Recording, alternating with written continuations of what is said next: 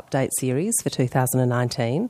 My name's Melissa Ledger. I'm the Director of Cancer Prevention and Research at Cancer Council Western Australia. Before the presentation begins, I would just like to remind everyone to turn their mobile phones to silent. That's always one of those embarrassing things, so I'll do that as soon as I sit down too. Today's presentation will go for about 40 minutes, and there'll be lots of time for questions at the end of the presentation. Hooi Ee's sort of let us know that on the way here that there's a lot to say, but we haven't got, the hours that he needs, so we've just made it a 40-minute presentation today. We are also recording today's lecture, so for our usual people who come to the Cancer Update, we'll ask you to hold off on your question until you've got a microphone in front of you, just so we can record the questions as well for those people who would like to listen to this on the internet, which is where we put these presentations after the session today. Before we start, though, I've got a really important task to do, and that is that I'd like to acknowledge the land in which we are meeting today and hearing about bowel cancer is Noongar Whadjuk land. I'd like to acknowledge the elders, both past and present and emerging, and any Aboriginal and Torres Strait Islander people that might be in the audience today. I'd like to acknowledge that that's the land that we meet on today. So today we'll be hearing from a very good friend of Cancer Council WA. We ask a lot of this particular specialist, and his name is Dr. Hooi Ee. He's the medical officer for the National Bowel Cancer Screening Program in WA, and as a result we ask a lot of him to talk to us a lot about bowel cancer screening to the public, to GPs and to his peers as well. So we're really fortunate to have such a generous person in WA that we can call on for advice around some of the campaigns and information that we develop as well. So we're just delighted that he continues to say yes, and we hope that he continues to do that. I'm going to tell you just a little bit more about him though. He is a full-time gastroenterologist and current head of the Department of Gastroenterology at Sir Charles Gairdner Hospital. He's the clinical advisor to the Department of Health WA on bowel cancer screening, and he is also co-author on the National Guidelines for Bowel Cancer Screening and Colonoscopy Surveillance. His clinical interests include genetic colorectal cancer syndromes, general gastroenterology, and colonoscopy quality. He is also a clinical and endoscopic trainer and undertakes collaborative research in colorectal and pancreatic cancer. Please join me in welcoming Dr. Hooi Ee.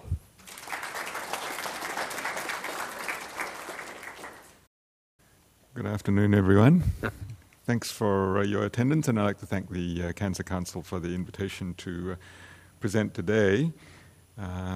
Before I proceed, I'd also like to acknowledge our traditional owners and say that it's a great privilege to be able to stand here conducting our activities on Noongar land. It's been a long time between drinks, and I'll tell you why we shouldn't drink too much later, but it's been a long time between drinks because I think the last time I stood here was maybe 12 years ago when the program was just beginning. The National Bowel Cancer Screening Program was just beginning. And I was a younger man then, but since then I have become a participant myself in the screening program. So we will go through some of these things as we move along through the presentation today.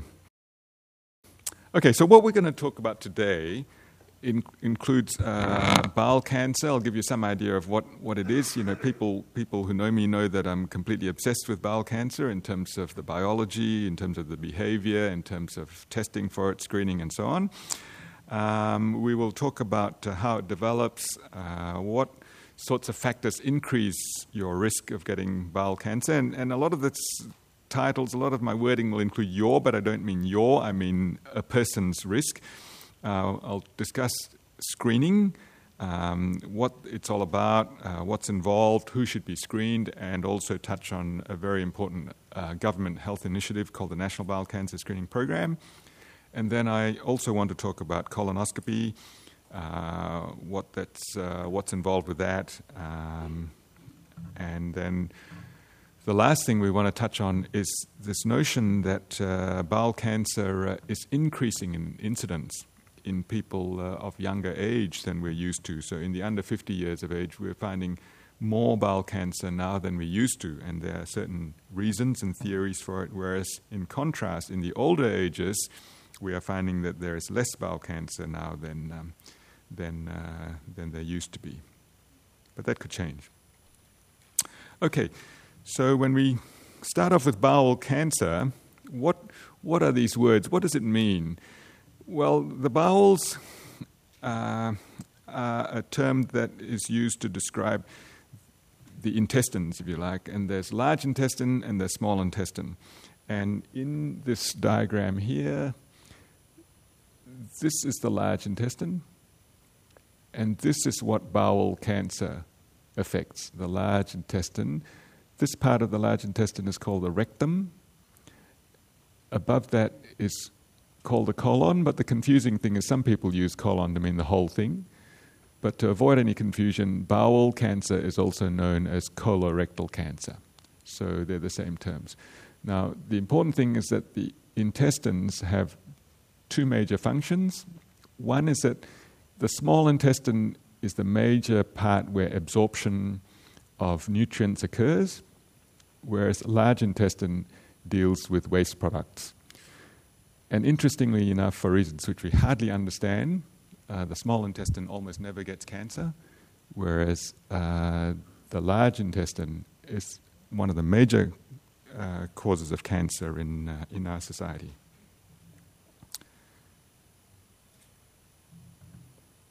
Okay, so when we talk about bowel cancer, what do we mean? Well, this is the end point.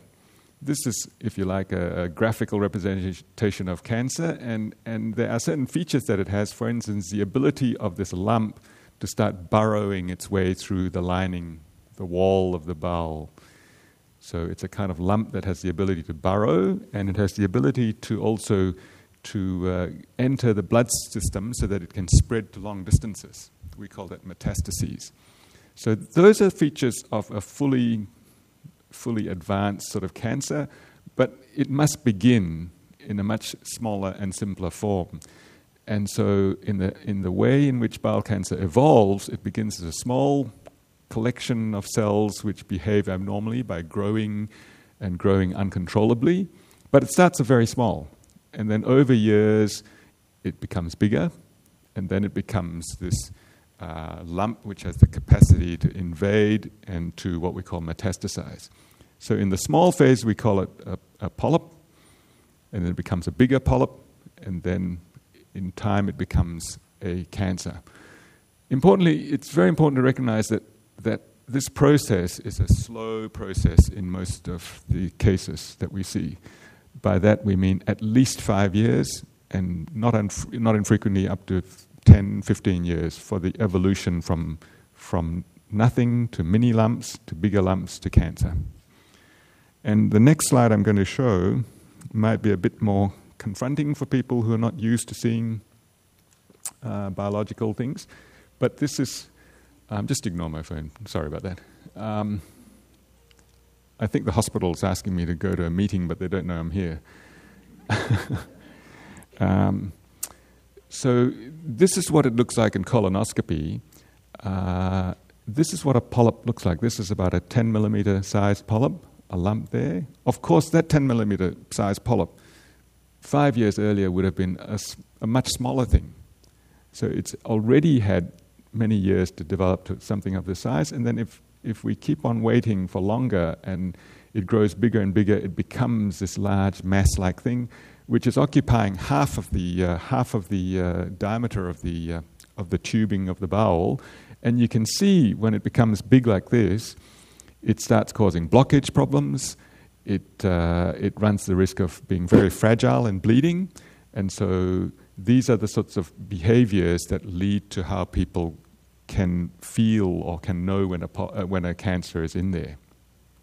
But it's important to also know that only 5% of polyps will eventually become cancer. The process is very slow. It takes a very, very long time.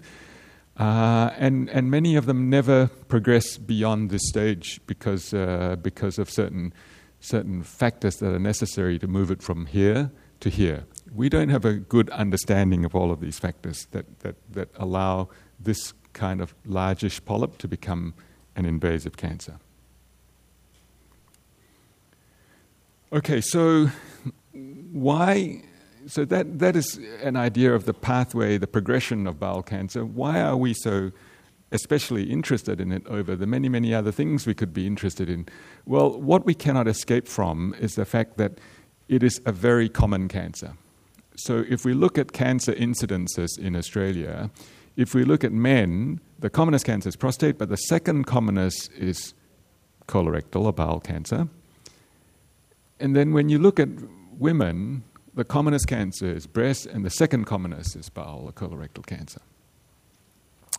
And of course, for people who know a bit about these sorts of things, you will see that females don't get prostate cancer, and males rarely get breast cancer.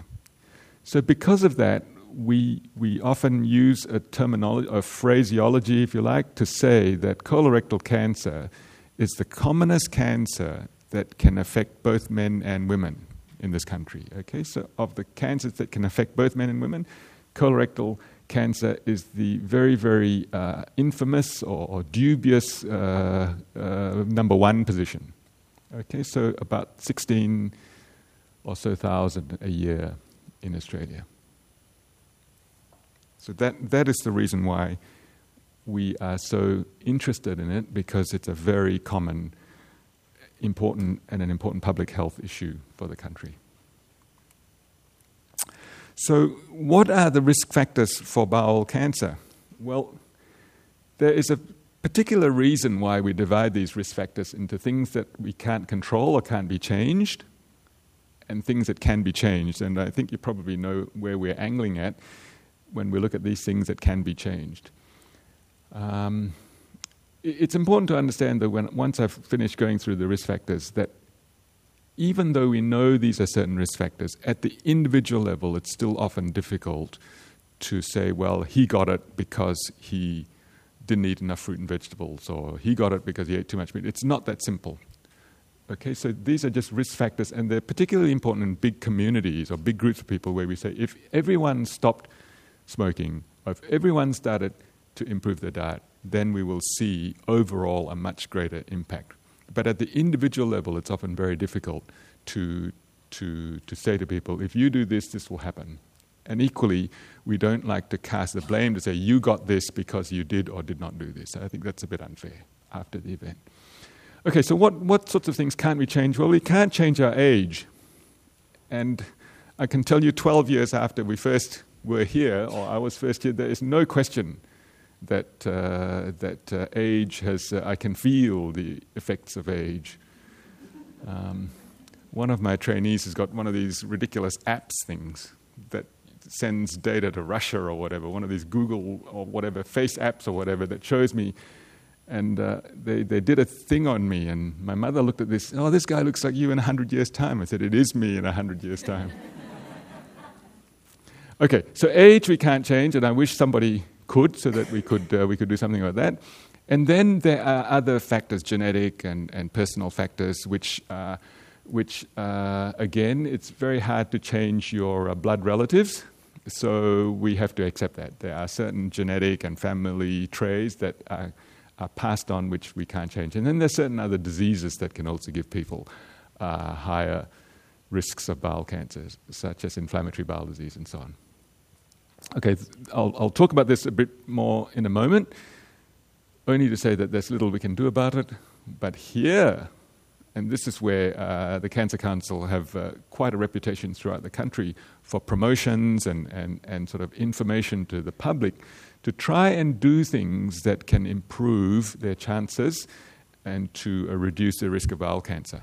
But funnily enough, it is it's probably one of these sorts of curiosities about life. But it's not just bowel cancer. When you look at this, it's not just bowel cancer that will be reduced when these changing things are changed. Many other diseases are also improved when we improve our diet, we improve our levels of activity, and so on. Okay. It's also very important to understand that we shouldn't underestimate the importance of this. And 50% of bowel cancer cases in a sort of population level can be prevented by attacking these factors. Okay? And because of the time we're talking about, it is important to understand that attacking these factors from a long time earlier will also have an important impact into the future. Okay, so let's go through to the things that can't be changed first. Age, well, yep, that's the sad truth of things, but you can see that under 40, bowel cancer is very uncommon. but from 40 to 50 it starts to creep up, and then from 50 upwards there's this big jump in the incidence of cancer. These lines, they're multiple lines, but the lighter one is males, the darker one is females, but you get the idea of the trend. Age is a very big unchangeable factor for bowel cancer. Okay, there's not enough funding to build a time machine, but maybe when there is one, we can do something about that. But right now we can't. We also know that the risk of dying from bowel cancer increases with age, and the risk of dying from bowel cancer for people between 50 and 74 is about 11 in 1,000.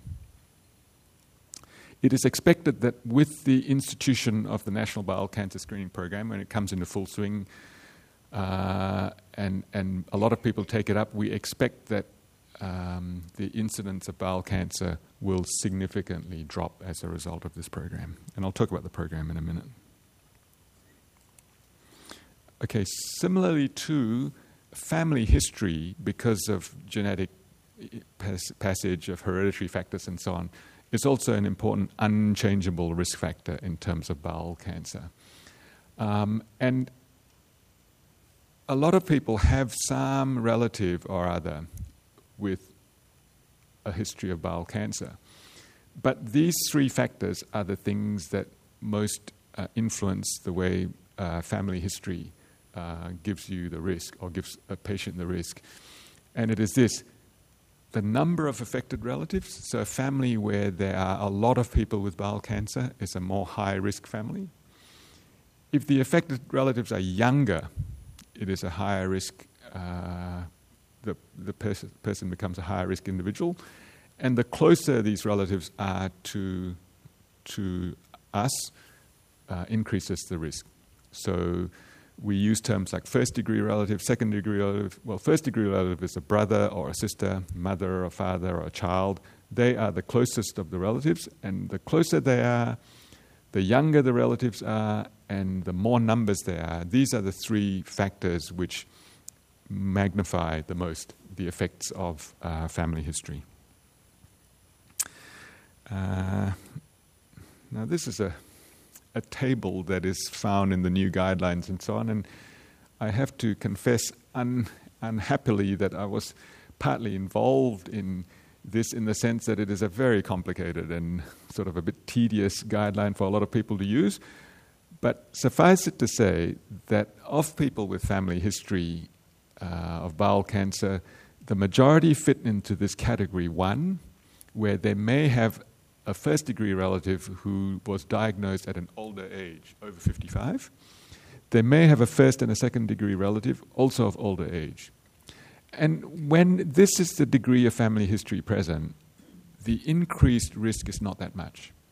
So because of that, these people, we just recommend they should just participate in the national program, which means the term we use here is the immunochemical fecal occult blood test. This is the stool test or the poo test every 2 years from 50 to 74. So when that is the family history, the risk is not that much higher. Go for the national program. And then a smaller proportion of people might have a more impressive family history. They may have a first-degree relative who was diagnosed at a younger age. So 55 seems to be the cutoff age where the risk gets to be slightly higher. Or they may have 2 first-degree relatives, but of older age. Or they may have 1 first plus 2 or more second-degree relatives of any age. So you can see that this is a slight ramp up on the first category. There's more members, albeit at slightly younger ages. And so then if this was the case, the recommendation is that from a younger age, they should start testing with the poo test. So from 40 onwards, they have this poo test. And then from when they're 50 or onwards, they go for colonoscopy. Okay, every 5 years. So the most number of people don't need to go for routine colonoscopy, but when the family history has ramped up, then you start off with the poo test younger, and then you go on to colonoscopy. And then in the small proportion of people left who have even more impressive family histories, like 3 or more first-degree relatives, 1 first-degree plus 2 or more second-degree, they need to have this stool test every 2 years from a much, much younger age, 35 to 44. And then thereafter a colonoscopy from 45 onwards. So you can see as the family history ramps up, the screening or surveillance measures must also ramp up in complexity. Okay, and these exclude some of these other genetic syndromes that I will briefly mention just in name to show you that that the risks there are even higher. So this is the last of the non-changeable things, certain personal history. So if you've already had bowel cancer or polyps, then then generally you will need to have regular colonoscopies. There are certain genetic cancer syndromes with names like Lynch syndrome or familial adenomatous polyposis. These people are so high risk that they may need to have colonoscopies every year. People with inflammatory bowel diseases like Crohn's or ulcerative colitis are also, depending on the severity of the disease, depending on the level of control, depending on how extensive the disease has been, they may also require colonoscopies on a regular basis, anywhere from 5 yearly to some of the more critical cases every 1 year. And the recommended plans for these people depend on the disease and so on. But usually they require colonoscopies. Now, for more action about how we can actually do more for the things that can be changed, everyone knows that diet is important for bowel cancer. And so when we say a poor diet, what do we mean? Well, unfortunately, meat in large quantities, red meat, is not so good. So by red meat, we're talking about beef, lamb, pork, goat, and so on. And these are numbers which are more difficult to compute, but generally a number like, for instance, a palm-sized piece of meat should not be had more than about 3 times a week, 3 to 4 times a week. Okay, and we also recommend trimming the visible fat off, and we might also recommend not overcooking it till it's charred and burnt. So those are the sorts of things that may increase the carcinogenicity of meat. This is in such a big contrast to when I was a child. There were adverts all the time, feed the man meat and all sorts of other things which we did not realize was such a bad thing. It was a good thing, actually. But we also know that when meat becomes processed, it has to be pickled and salted and using various amines and so on.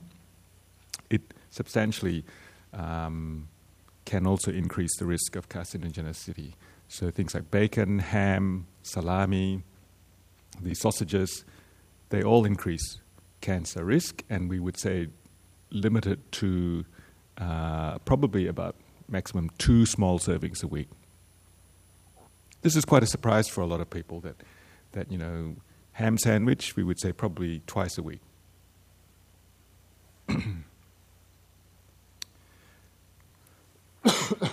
So, everyone knows about fruit and vegetables. This is supposed to be good for you. Foods containing dietary fiber decrease the risk, and they include things like multigrain, wholemeal breads, cereals, oats, wholemeal pasta, brown rice, fruit and vegetables. Again, numbers like these are difficult to compute and difficult to understand, 25 grams of fiber. And nowadays there is a trend also not to think of food in terms of separating them into vitamins, into minerals and so on. We think of them in a better way as whole foods. Eat an orange or an apple or a capsicum or whatever. Those are more sensible ways to think of food rather than saying, look, what can we purify out of carrots that makes it anti-cancer? I don't think we should be thinking along those lines. We should be saying, let's eat the whole food. And everything on this plate is good. So that's not to say eat the whole plate, or that's too much. But these sorts of advice like 5 and 2, all of those are very good advice for reducing cancer risk. Okay.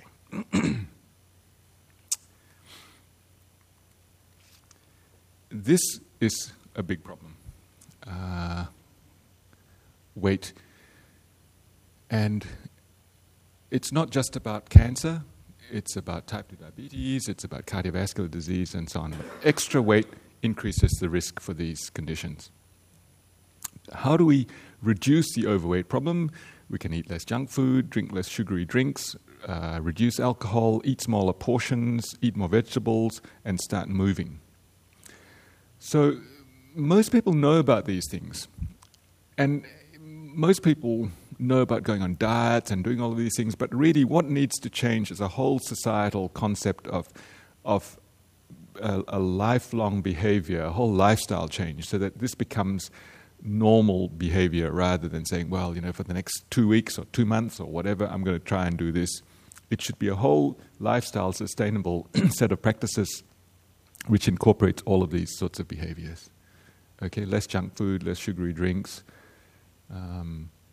You can start off by reducing the taste for sugary drinks. So, for instance, there's now evidence that even when you use diet substitutes, there are issues with that because it can change the way the bacteria in the gut develop and lead to those that will still give you a tendency to obesity, even though it's not sugar anymore. So I think it's the taste and things which need to be also considered. Okay, portion size is a big problem. A lot of people don't realize that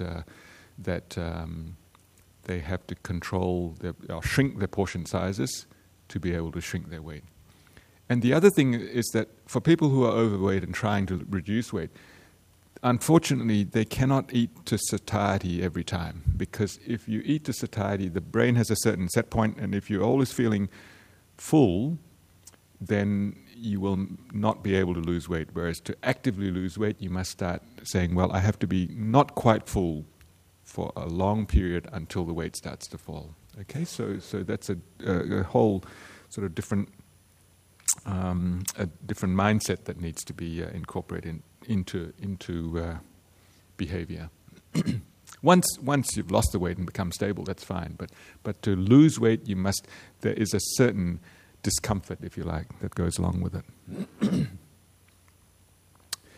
And then being inactive is a problem. We know that physical activity is very good for reducing cancer risk. It's also important to prevent cancer recurrence in people who've been treated with cancer. It's also good for not just colon cancer, but many other cancers. It's good for heart disease, etc., etc. So physical activity.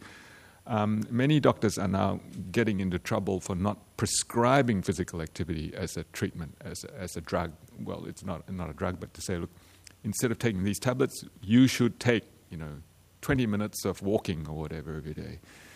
And all exercise is better than no exercise.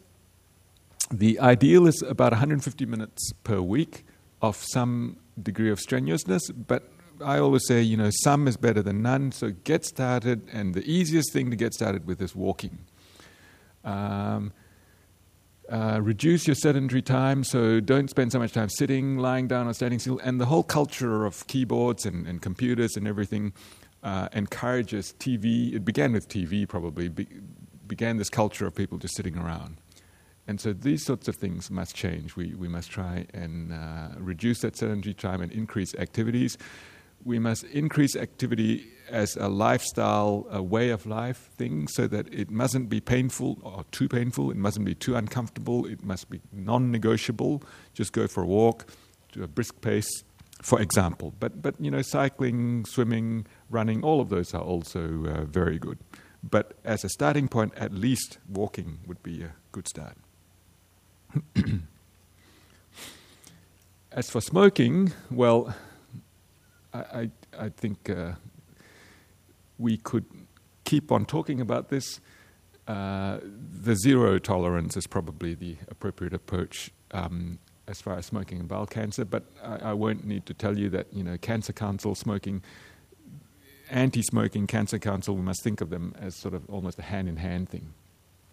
And there have been people here who worked with the Cancer Council and in other positions here who have made very major contributions to anti-smoking activity in Australia.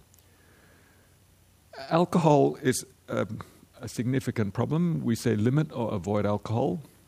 And by that, 0 is better, but if people have some, we say less than 2. Less than 2 standard drinks per day. It's less than people realize. It's only about 1.5 stubbies of beer or 2 small glasses of wine. And it's one of these problems because there's a history of doctors loving wine and making excuses for wine. And I know there are people in this audience who if I mention doctors' families like Cullens and people like the Vass Felix Winery, Mosswood, they were all started by doctors. And so there has been this sort of very, very conflicted advice that doctors have given to people about wine. And they've always sort of said, but wine is okay. Well, it's actually not okay. Wine, beer, spirits, they are all alcohol, and they should all be treated like alcohol based on their strengths. And so the cancer risk is the same for all types of alcohol. We shouldn't make excuses for one over any of the others. And it's not just heavy drinking that increases cancer risk. More than 2 standard drinks per day already increases the cancer risk to a significant amount. In fact, 0 is better than even 2, which is news to many. There's this huge conflicting thing also about whether there's wine, alcohol protectiveness for certain things and whatever, and all of that is very, very confusing. In general, less is better than some. Okay, so those are some of the risk factors that are important. Some of the things we can do, some of the things we can't do. These are the symptoms that people can experience to tell them they may need to be further tested to see whether there is a cancer on board. In most cases, when I showed you those small polyps and so on and early cancers, people do not know that they have a cancer on board. So in most cases, early stage bowel cancer has no symptoms. They don't know it's there. But by the time symptoms occur, these are the things that occur. Bleeding. Rectal bleeding is a term to mean bleeding when people move their bowels. Anemia is a low blood count, so people might feel faint or feel breathless easily because their blood count has fallen. A change in bowel habits, such as increasing more so diarrhea than constipation, curiously. So more so a diarrhea predominant presentation or alternating. All of these things occurring over a later onset in life. So, something that happens later are warning signs that they need to be tested. Abdominal pain. So someone who's previously been well but starts saying, well, I've been getting tummy pains here now. And unexplained weight loss. These are the sorts of things that occur when someone might have a cancer on board. The vast majority of people who present like this don't have cancer, but they still warrant a checkup because it might be due to cancer. Okay, but this is a very important point. In most cases, early stage bowel cancer has no symptoms. That's a very, very important point because it leads to this point here of the National Bowel Cancer Screening Program. Why has this been instituted? What is it about? What is this notion of screening? So the National Bowel Cancer Screening Program was a program that began now in Perth since 2007. So it started 12 years ago. In other parts of the country in late 2006. And the aim of this program was to reduce the impact and burden of bowel cancer. And the intention was that it could possibly find cancers before it caused symptoms. So people who were unsuspecting of it, this program was a chance to try and catch it before it caused any symptoms. We know that finding cancers earlier allow better treatment options, including a much higher chance of cure. And we know that also if you can find large polyps before they have become invasive and before they've metastasized, we can actually treat it and cure it before they even become cancer. So the National Bowel Cancer Screening Program was a program on the basis of evidence that was started because the intention was to try and catch cancers even before people knew that it was there, even before they started having bleeding and so on, so that we could try and detect it at an earlier stage in people who were completely unsuspecting.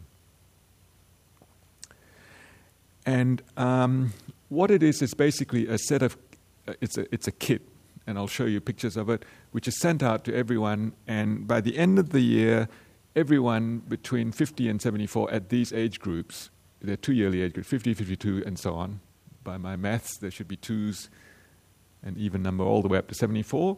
All of these people will be getting a kit soon, probably around 6 months from their birthday. So the program should now be complete at the end of this year, so that everyone will, every 2 years between 50 and 74, be getting a kit if their name is on the Medicare registry or in the DVA, Veterans Affairs Registry. So all Australians basically will be eligible for this kit between 50 and 74. It's got a complicated name, immunochemical fecal occult blood test, IFOBT. The term occult is this curious thing. It means invisible, if you like, or hidden. So meaning you don't see the blood, but it's a microscopic sort of detection, microscopic amount of blood. It's a very convenient test. It's non-invasive. It is inexpensive. By that we mean something like about $30 or so. And if the test comes back positive for microscopic blood, participants will be informed, and it's recommended they have colonoscopy. So the test, of course, is of stool, so it's often called a stool test or poo test. And of course, most of you will understand this is a cartoon. It's not, the stool sample is not the stool. It's a different... So this is your government's birthday present. They send you this thing, and it's a packet, and there's a kit like this. There are these 2 samples, because the expectation is that over 2 lots of days, on 2 separate days, you take a sample on each of those days. You sort of, the instructions on how to do it, you mail it back, and then they will report to you, and then you fill out a form, and then over a few short weeks, they will report to you whether the samples were positive or not. So I jokingly said, well, for your birthday present, the government gives you this, and for your birthday present, you can also use this as a chance to give some of the brown stuff back to the government. It is, you will never get another chance like this. Well, you'll get it every 2 years, but to give this brown stuff to the government, most of us would love to do that. And why more people don't, I don't understand. And this is the pathway. So before the kit comes, you get a pre-invitation letter. It doesn't say happy birthday or anything, but it says you will be getting this kit as a warning. Then the kit arrives. And for those who are good and well-behaved, they will perform this thing. And then if it's negative, you will be informed. And the recommendation, if it's negative, is that you repeat it in 2 years. So the reason for this is because this kit test is not as accurate as a colonoscopy. But because bowel cancer is a slow and long process, repeating it every 2 years increases the chance of smaller things which might have grown to be slightly bigger still getting a chance to be caught. Now, if the test comes back positive, the GP submits a form. You have to nominate a GP. The GP will submit a form and request for the subject to be to undergo colonoscopy. And depending on what's found, they may go down the path of getting treatment, or if the colonoscopy is all clear, then you rejoin the program again in about 4 years. All right? So, participation hasn't been fantastic. It is in the 40s or so % when it first began, but it sort of sagged a bit because the government wasn't sure whether to spread it to more people or not. And then finally there's been a boost to increase the program again, and participation has come up a little bit. The light blue is participation in females. The dark is in males. Generally, females participate more. In Australia, overall, 41% of people participate, whereas in WA it's slightly higher at 43%. But it's not great. As people get older, they participate more, whereas younger people probably think they're too busy or too too low risk or whatever, not worried enough to be participating. So they're only in the 30s. But as people get older, they participate more. People who are asked for the first time have a certain sort of level of participation, but when, on subsequent invitations, they have a higher level of participation, in part probably because they realize it wasn't so difficult anyway. It's quite simple to do. The most important thing is that we know the program is working, because this is a very, I've sort of cut that out of a document that was produced on a report of it, and so unfortunately it didn't occur to me to make it less clumsy. This is impossible to understand. Cancers in non-participants were 171% more likely to be more advanced than for participants. Well, what the heck is that? It basically means that if you participated, if a person did not participate, their cancers were more likely to be more advanced. Okay, so meaning participants were found to have cancers to be less advanced or more treatable. And in fact, there has been enough time from the program's beginning to show now that cancers that were detected by the program had 15% less chance of death compared to cancers that presented, for instance, with bleeding or with pain or whatever. Okay, so the program has been already shown to improve mortality by at least 15%. So with all of this evidence and so on, at the start of the year, the government said we need to increase funding for a campaign to get people to participate. And this slide basically shows, here you might be, or one might be sitting comfortably in the lounge room, and you will be sort of not inundated, but you will be sent out beamed information through TV, radio, social media, etc., on participating in this program if you're eligible. Okay, and the Cancer Council of Australia and the cancer councils locally also have been integral in part of this program of promoting and getting people to participate in the program. If we can increase participation from 40% up to 60%, it can save billions of dollars in the future in terms of cancer costs of treatment and so on. Okay, so if the program comes back, if the program, the kit comes back positive, the recommendation is to have a colonoscopy. What does that involve? It involves a kind of instrument that's supposed to be an eye, but it's not like this. We don't look down the scopes anymore. It's on a video screen. But an instrument has to be wriggled from the anus all the way to the full length of the bowel, then slowly withdrawn to check along the way to look for any polyps or cancer and so on, to see why the test turned out to be positive.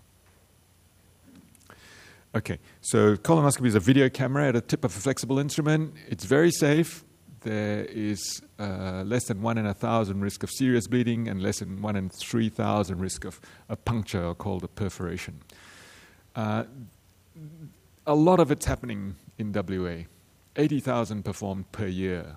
So probably right now as I speak, there are numerous hospitals all around WA where people are having colonoscopies right now.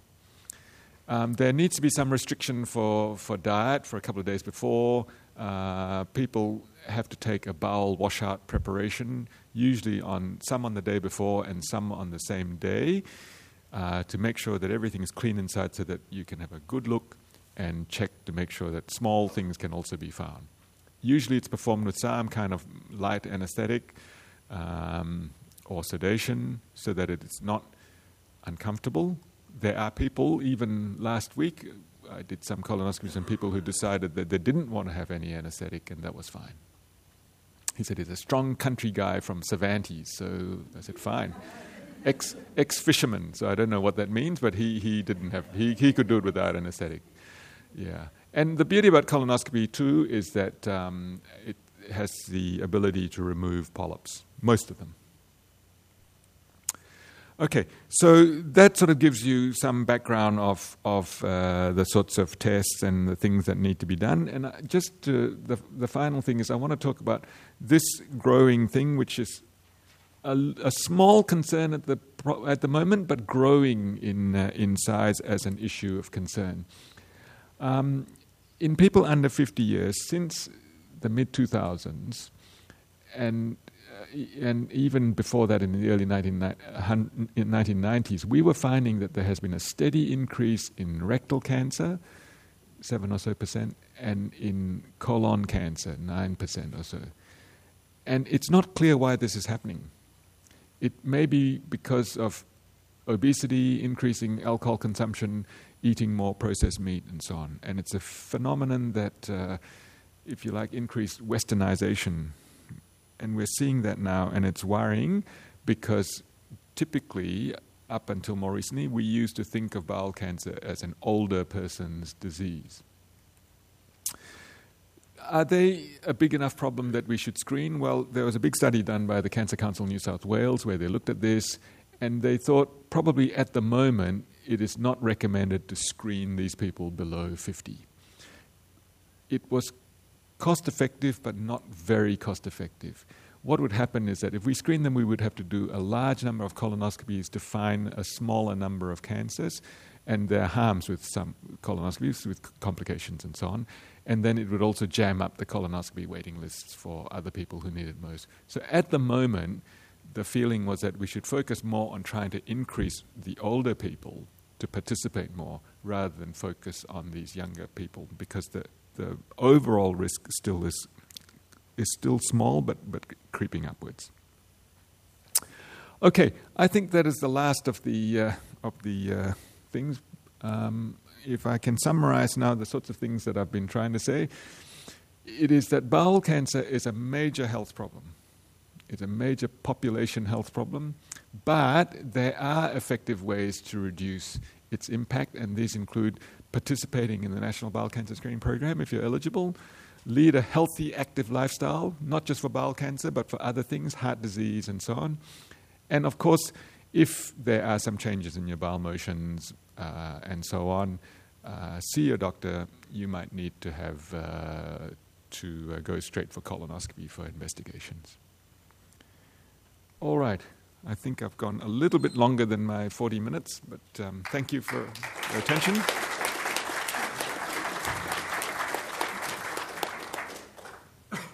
Thank you very much, Hooi. I'm going to just we're going straight to questions, but while I do, I want to remind you just to fill in your evaluation form while we're waiting for the roving mic to get around the place. So start thinking of questions. We do have a bit of time still for questions, and while you're waiting, please do fill out that evaluation form you should have got. First question.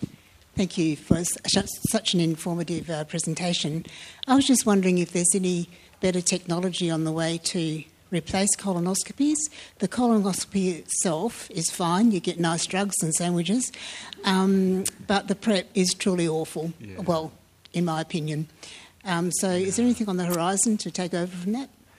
So the answer is, unfortunately, no. There isn't at the moment, especially in terms of bowel washout. There was a CT technology that was available, and if one day they can tag the CT with a kind of marker that might be able to show up things, it can be more accurate. But at the moment, they can't do that easily. So on the horizon, there isn't. There have been the biggest innovations in bowel preparation have been the fact that now we think that you can eat. It's called a white food preparation, which means that certain sorts of fish and chicken and white pasta, low fiber things, egg can be eaten.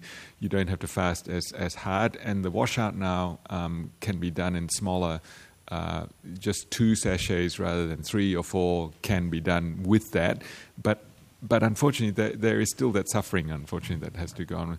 And that's why also the program and colonoscopies, beyond a certain age, there is a downside to colonoscopy which becomes more and more challenging for people, so that the benefits of colonoscopy, for example, beyond about 75 to 80, the benefits become smaller and smaller because the risks become higher and higher. Okay? Yeah.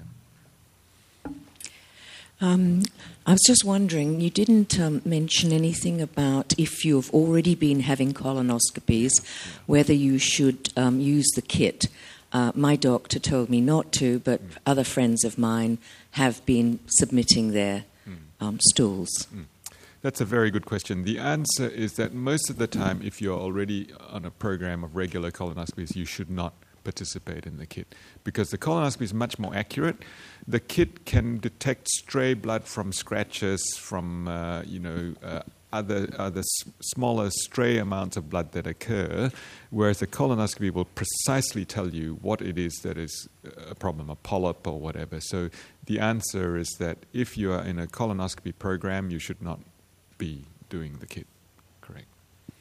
Very good question. Thank you.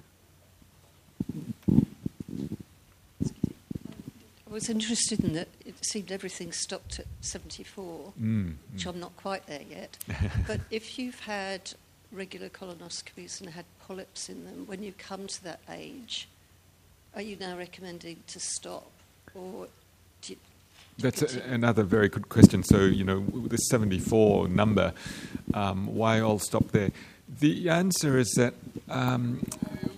if you're having regular colonoscopies, a colonoscopy that gives you a clearance at 74 or 75 means that probably by 85, the chances of you having a cancer is still less than about 1%.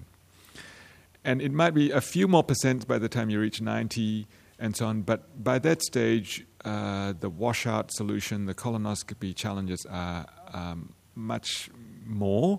There are higher risks of complications, which include dehydration, falling over, and so on at the higher age. And even if things are found there, a lot of people at that age will not be able to have surgery and other things are done. So those are the reasons why it is recommended that the benefits become less and the harms become more beyond a certain age.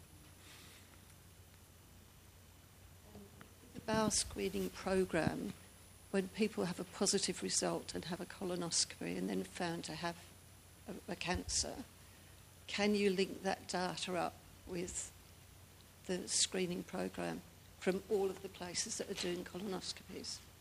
So the answer is yes. Yeah. So there are ways in which they've captured a lot of these data. Some of them are in studies, but ideally, they should just be part of routine data collection.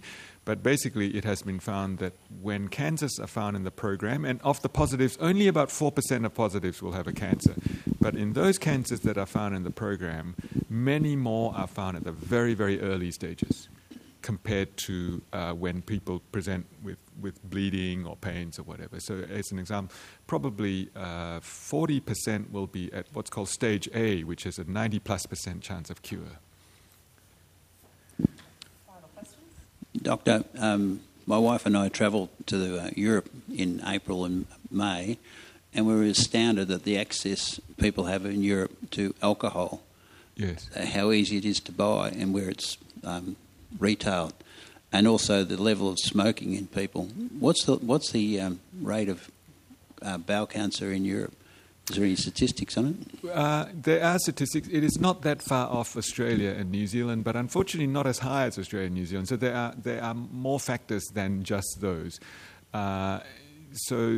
So there are more. So smoking has a greater impact on, for example, lung cancer, but there is still an impact in bowel cancer. But you're absolutely right. It is quite an impressive thing to see these sorts of European things, and a large part of that was because of public health measures in Australia instituted by a few local characters. But the answer is that there are probably other factors as well, including obesity, inactivity, diet, and other factors which we are not doing so well from that point of view. Yeah. There's one more. Oh, sure. Back to the 74. Yes. I'm beyond that, but I continue to get the screening and do it. Yes. And I should continue, shouldn't I? So in theory, the government should not be sending you any more of these kits beyond 74. Are you getting any more of the national bowel cancer? Okay, you are doing it of your own accord. Yeah.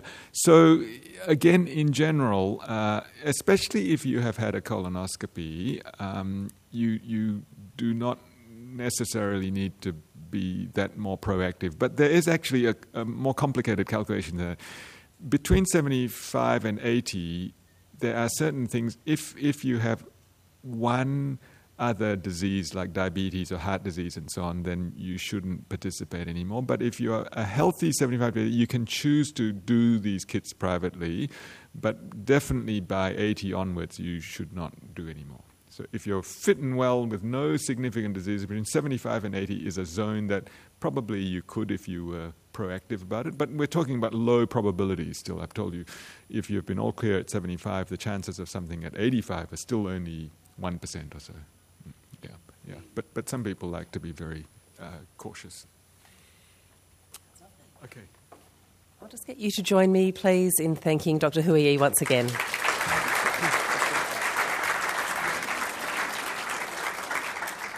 So everyone's had warning to fill in their evaluation form, so 100% response rate today is just going to be outstanding. We do run our cancer updates regularly throughout the year, so we have about 4 or 5 a year, so please do just check our website, or better still, pop your name and details on the bottom of your evaluation form, and we'll make sure that you get a private invitation via email. It's probably really the best way that we can let you know when the next cancer update's going to be. And if you want to hear this again, it will be on our website in a couple of weeks' time. The slides and the audio from Dr. E's presentation will be there, and you can share that link on email or with your friends and family in case they missed it today. Just get that word out there. We really need them to be participating in the program. Thank you so much.